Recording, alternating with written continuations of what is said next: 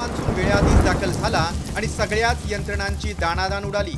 मात्र वेळेआधीच धडकलेला मान्सून जूनच्या पंधरवड्यात दडी मारण्याची शक्यता वर्तवण्यात आली आहे। मध्य कोकणामध्ये येलो अलर्ट दिला गेलेला आहे। तिथे मुसळधार काही ठिकाणी म्हणजे तुरळक ठिकाणी मुसळधार पावसाची शक्यता आहे। उद्या आणि परवासाठी येलो अलर्ट हा विदर्भासाठी दिला गेलेला आहे। मराठवाडा आणि मध्य महाराष्ट्रात कुठल्याही प्रकारची वॉर्निंग येणारे 5 दिवस तरी आता दिली गेलेली नाही। मात्र जूनमध्ये मान्सून दडी मारण्याची काय कारणं आहेत ते पाहूया। वायव्येकडून येणाऱ्या कोरड्या वाऱ्याचा मान्सूनला फटका बसलाय। वायव्य भागातील वादळी वाऱ्यामुळे मान्सूनचा वेग मंदावणार आहे।